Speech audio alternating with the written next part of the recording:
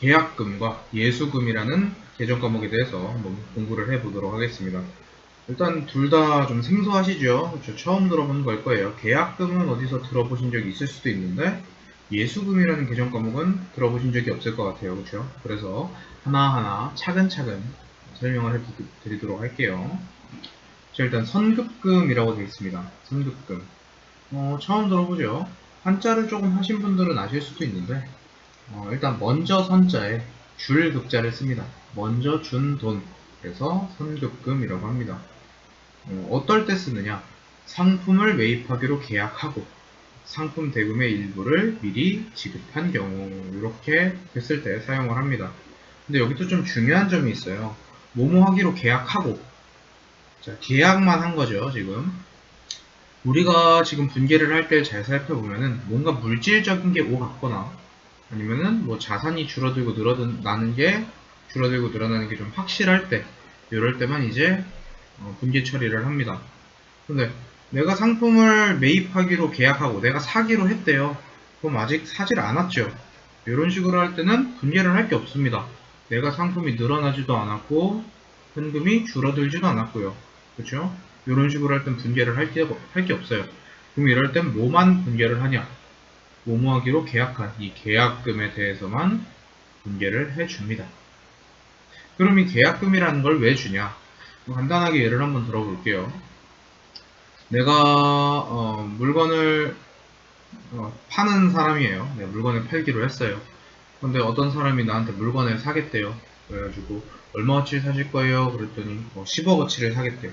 그럼 대박이잖아요. 10억어치의 물건을 매출을 할 수 있으니까 한 번에. 그래서 나는 있는 돈 없는 돈 끌어 모아갖고 막 돈을 다 모았더니 한 7억 정도 돼. 6억 7억 정도 돼요. 그래서 나머지 모자라는 거 어떻게? 은행에서 대출 받고 이런 식으로 해가지고 10억을 간신히 메꿔서 금액을 만들어가지고 이제 물건을 만들어 놓은 거야. 근데 그 사람이 갑자기 나한테 와서 딱 그래요. 죄송합니다. 사정이 생겨서 물건을 살 수가 없게 됐습니다. 그럼 난 어떡해? 이거 다 만들어 놨는데 팔 수가 없어요. 지금 내가 한꺼번에 10억을 한꺼번에 팔 수 있는 게 아니잖아. 은행 빚도 지금 못 갚아가지고 막 쌓이고 쌓이다가 파산할 수도 있죠. 이런 식으로 좀 극단적인 예를 들긴 했지만 이런 식으로 문제가 생길 수 있어요. 이러한 문제점을 최소화하기 위해서 계약금을 걸어놓는 거죠. 이 계약금을 걸어놓고 상대방이 거래를 취소하더라도 이 계약금은 돌아가지 않는 이런 식의 형태를 띠고 있습니다. 그래서 그 계약금에 대해서 이제 분계를 하는 방법을 이제 한번 보도록 할게요. 상품을 70만원에 매입하기로 계약했대요. 뭐뭐 하기로 계약했다. 현재 아직 일어나지 않은 일이다. 그렇죠? 요거.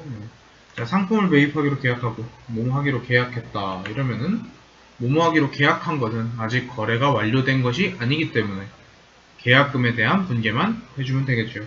그쵸?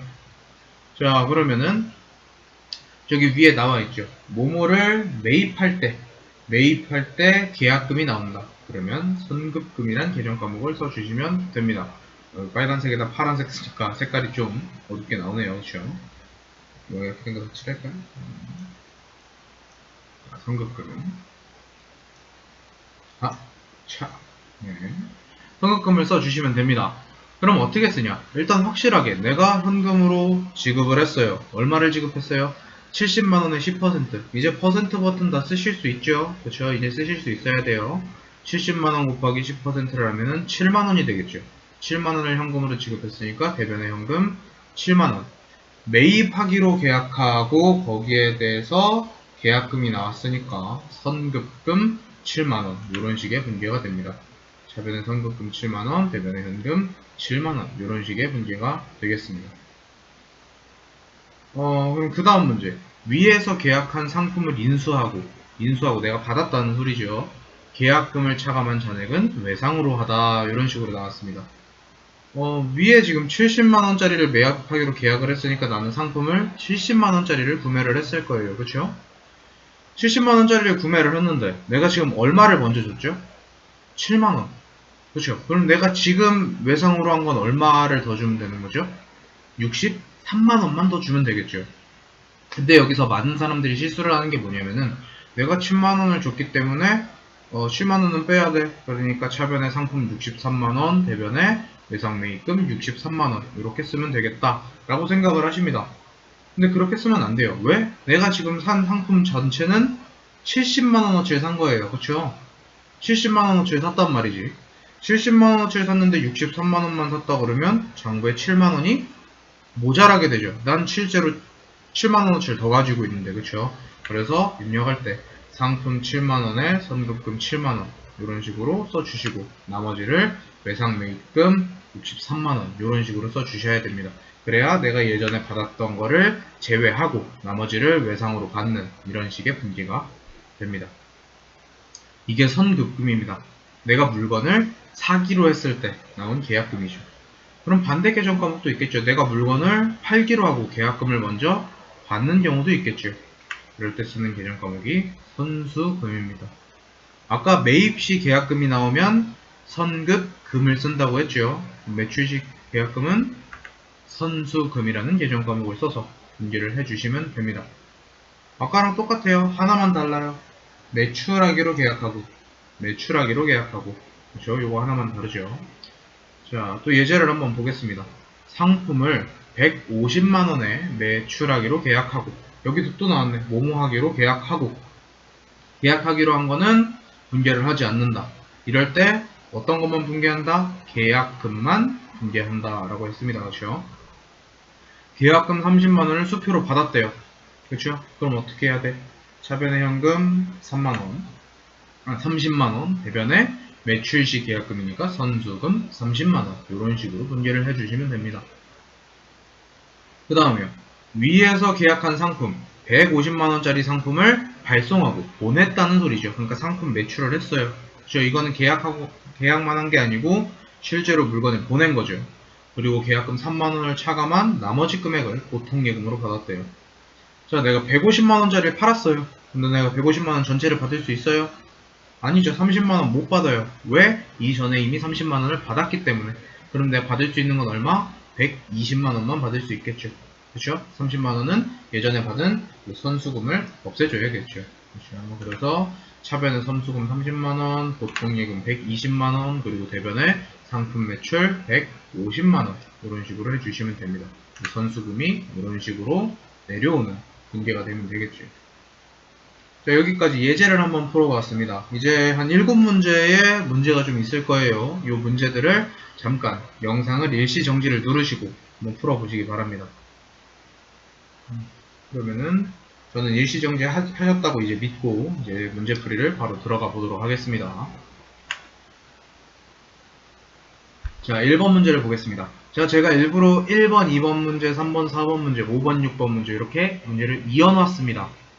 그러니까 이해하기 쉽게 하려고 이어놓긴 했는데 실제 시험에서는 이렇게 이어서 나오지는 않아요. 그냥 7번 문제같이 하나 덩그러니 나오게 됩니다. 그러니까 이해를 돕기 위한 거지 절대 이런 식으로 나온다고 생각을 하시면 안 돼요. 알겠죠? 자, 1번 문제. 수원상사에서 상품 200만원을 매입하기로 계약하고 자, 뭐뭐하기로 계약하고 분개하지 않습니다. 그렇죠? 상품 대금의 20%를 현금으로 지급하다 라고 나왔습니다. 20% 200만원에 20%니까 계산기 두드리면 40만원이 나올 거예요. 40만원. 매입시 계약금입니다. 매입시 계약금. 선급금이죠. 그쵸? 그래서 차변에 선급금 40만원, 대변에 현금 40만원 이런 식으로 분개를 할 수 있습니다. 매입하기로 계약했으니까 선급금 써주시면 되겠습니다. 그 다음 2번 문제 이어지는 문제죠. 이번에는 상품을 매입을 했습니다. 200만원짜리를. 그리고 계약금 40만원을 차감한 잔액을 수표를 발행해서 지급했다. 왜 차감했어요? 예전에 내가 미리 줬으니까 그만큼 안 줘도 되겠죠. 그렇죠? 그래서 40만원을 차감하고 나머지만 지급을 한 그런 분개가 되겠습니다. 그래도 40만원을 차감했다 그래도 내가 매입한 상품의 금액은 총 200만원이 되겠죠. 그래서 차변의 상품 200만원, 대변의 선급금 40만원, 당좌예금 160만원 이런 식의 분개가 되겠습니다. 3번 문제 보도록 하죠. 경기 상점에서 상품 180만원을 매입하기로 계약하고 또 뭐뭐하기로 계약하고 그렇죠? 또 매입시 계약금이니까 선급금이 되겠네요. 계약금 30만원을 수표를 발행하여 지급하다. 아까랑 똑같은 문제죠. 차변에 선급금 30만원, 대변에 당좌예금 30만원. 이번에는 수표를 발행했으니까 당좌예금이 되겠네요. 그쵸? 저번 시간에 배웠죠? 4번 문제 보도록 하겠습니다. 상품 180만원을 매입하고, 이번엔 매입을 했습니다. 매입하고 계약금 30만원을 차감한 잔액을 외상으로 했대요. 자, 그러면 차변에 상품 180만원어치를 사고, 대변에 선급금 30만원을 제외한 나머지 150만원을 외상으로 하면 되겠죠. 그렇죠? 5, 6, 7번 한번 보겠습니다. 5번 문제. 국수상여의 상품 90만원을 매출하기로 하고, 자, 여기도 매출하기로 하고, 이번엔 매출이죠. 매출시 계약금은 선수금이 되겠습니다. 그렇죠? 20만원을 동점 발행 수표로 받다. 동점 발행 뭐예요? 아이당당 유동현. 동점 발행이니까 현금이 되겠죠. 그렇죠? 현금으로 받았으니까 차변에 현금이 증가하고, 매출시 계약금이니까 선수금이 증가를 하겠네요. 그렇죠? 그래서 차변에 현금 20만원, 대변에 선수금 20만원. 이런 식으로 분개해 주시면 될 것 같습니다. 6번 문제. 국수상여와 계약한 상품 90만원, 위에서 말한 상품 90만원을 인도하고 보내주고, 그러니까 상품 매출이 되겠죠. 계약금 20만원을 차감한 잔액을 외상으로 하다. 전체 90만원 중에 20만원 예전에 받았으니까 못 받죠. 그렇죠? 그래서 차변에 선수금 20만원, 그리고 외상 매출금 70만원, 대변엔 둘 다 합쳐서 상품 매출 90만원, 이런 식으로 되면 되겠죠. 실제 문제는 이제 앞에 거와 같이 나오지 않고 이제 7번과 같이 나옵니다. 이렇게 하나만 딱 나오게 됩니다. 상품을 매출하고, 이번엔 매출한 거예요. 뭐뭐 하기로 계약한 게 아니고, 그렇죠? 매출시 계약금이 나왔어요. 그럼 뭐라고요? 선수금이 되겠죠. 그렇죠? 계약금 예전에 내가 50만원을 미리 받은 게 있었나봐요. 요걸 차감한 잔액이 전액 당사 보통예금 계좌로 입금되다. 어디로 입금되다. 내 거로 들어왔다는 소리죠. 그래서 차변에 선수금 50만원 예전에 받은 거 없애고, 그리고 보통예금 200만원, 이 두 개를 합한 250만원을 대변에 상품 매출로 써주시면 될 것 같습니다. 여기까지가 이제 계약금 분기였습니다. 계약금 분기. 그 다음 이제 예수금이라는 거에 대해서 한번 공부를 해보도록 하겠습니다. 일단 간단한 예를 한번 들어볼게요. 예수금이라는 거는 일단 세금입니다. 세금. 우리가 어떤 소득을 벌던 어떤 거를 하던 다 세금이라는 걸 내야 됩니다. 그럼 간단하게 예를 한번 들어보죠. 연봉이 2,400만원이라고 가정을 해보겠습니다. 연봉이 2,400이면은 1년이 12개월이니까 월급은 200만원이죠. 그렇죠? 자, 이렇게 급여죠. 월급은 급여. 자, 급여 200만원이 발생했을 때 차변에 급여 200만원, 그리고 가정을 한번 해볼게요. 세금을 뗀다고. 그럼 그 세금을 예수금이라고 하고 17만 8천원을 뗀다고 해보겠습니다. 그리고 나머지를 현금으로 이렇게 지급하는 이런 식의 분계가 있다고 한번 해볼게요. 그러면은 세금이 17만 8천원이 나온다는 소리죠. 지금 여기 예수금이 발생을 했으니까 잘 모르겠는데 그런 것 같아요. 그렇죠? 근데 회사에서 나한테 월급을 주면서 그래요. 자, 200만원 월급 나왔어요. 근데 이 금액 중에서 17만 8천원은 세금이니까 나라에다 꼭 납부를 하세요 라고 합니다. 자, 급여와 세금을 같이 주면서 세금을 납부하라고 합니다. 이렇게 1번, 예제 1번과 같이 이런 식으로 하면요, 세금 회수율이 낮아집니다. 사람들이 일단 자기 수중에 돈이 들어오면은 내 돈이라고 생각하는 경우가 좀 많죠. 물론 아닌 분들도 많습니다. 아닌 분들도 많아요. 근데 어찌됐건 뭐 평균적으로는 세금 회수율이 낮아지게 되어 있습니다. 그러면은 여기서 이제 또 반박을 하시는 분들이 있어요. 난 그래도 세금을 잘 낸다. 난 세금 잘 내요. 그러면은 그런 분들을 위해서 이제 매트 예시를 들어놓은 거죠. 월급날은 이제 10일입니다. 근데 오늘은 5일이야. 근데 통장 잔고는 18만원밖에 안 나왔어요. 세금으로 17만 8천원을 내야 되는데, 근데 세금은 아직 안 냈어요. 하루 식비만 해도 5천원이 넘어갑니다. 이것도 한 끼를 기준으로 났죠. 정말 싸게 먹는다고 삼각김밥 하나랑 먹는다고 해도 그래도 한 끼 겨우 버팁니다. 한 끼 겨우. 그렇죠? 세금 회수율은 더욱 낮아지겠죠. 그렇죠? 그래서 급여 지급 시 소득세, 이제 소득을 벌면 소득에 대한 세금을 냅니다. 그걸 소득세라고 하고요. 건강보험료, 국민연금 이런 것들을 합쳐서 이제 4대 보험이라고 하거든요. 이런 4대 보험들을 다 떼어서 회사가 보관을 하고 있게 됩니다. 회사가 보관을 했다가 전체적으로 직원들의 세금을 다 떼놔요. 그랬다가 나중에 한꺼번에 지급을 하는 제도, 이런 거를 원천징수 제도라고 합니다. 그래서 이렇게 따로 떼놓은 세금을 이제 예수금이라는 계정 과목으로 표시를 하게 됩니다. 근데 여기서 중요한 건 뭐예요? 일단 급여는, 직원한테 나가는 급여는 200만원이 전체적으로 발생을 한 거예요. 급여가 200만원 발생했는데 여기서 세금 뗐다고 급여 자체를 줄이면 안 돼요. 급여가 발생한 건 200만원이지만 거기 중에서 세금이 얼마가 발생해서 세금을 제외하고 나머지를 지급한 거기 때문에 급여는 있는 그대로 적어 주셔야 됩니다. 예시를 한번 들어보겠습니다. 종업원 급여 200만원이 발생을 했어요. 그럼 차변에 급여 200이 나오겠죠. 그렇죠? 근데 이 중에서 소득세 4만원, 그리고 건강보험료 8만원, 그리고 국민연금 8만원, 이거를 차감한, 이 세금들을 차감한 나머지를 현금으로 지급하다, 이런 식의 분계가 나와있죠. 급여가 200만원이 발생을 했어요. 그렇죠? 근데 세금으로 4만원, 8만원, 8만원 더하니까 20만원이 나오겠네요. 그쵸? 200만원 중에 20만원을 제외하고 나머지 180만원만 현금으로 지급한다. 이런 식의 분계가 되겠죠. 그럼 예수금이라는 건 회사에서 걷어놓은 세금이라고 생각할 수 있겠네요. 그쵸? 근데 이렇게 모아놓은 세금, 회사가 국가한테 안 내고 그냥 가지고 있으면 됩니까? 안 됩니까? 안 되겠죠? 그럼 탈세가 되겠죠. 그쵸? 그럼 어떻게 해야 돼? 세금 납부한 거 나중에 내야겠죠. 그렇죠? 그래서 예제 2번 급여 지급 시 원천 징수한 세금 20만원을 세무서에 현금으로 납부하다, 이런 식의 분계가 나옵니다. 그럼 어떻게 해요? 대변에 있던 예수금을 차변으로 보내주고 그리고 나머지를 현금으로 지급한다, 이런 식으로 분계를 해주시면 되겠죠. 이게 이제 예수금입니다. 급여가 발생할 때 세금을 따로 떼어놓는 거. 급여뿐만 아닙니다. 소득 내가 나갈 게 있으면은, 내가 줘야 될 게 있으면 거기서 따로 세금을 떼놓고 주는 거. 이런 제도를 이제 원천징수 제도라고 합니다. 여기까지 예제 문제를 한번 풀어봤고요. 실무 문제 이제 몇 문제 정도 더 있는데 이것도 이제 잠깐 일시정지를 누르시고 그리고 한번 스스로 풀어보신 다음에 그냥 같이 풀이를 보시면 좋을 것 같습니다. 그럼 문제를 한번 풀어보도록 하겠습니다. 일단 사원 급여가 나왔어요. 그렇죠?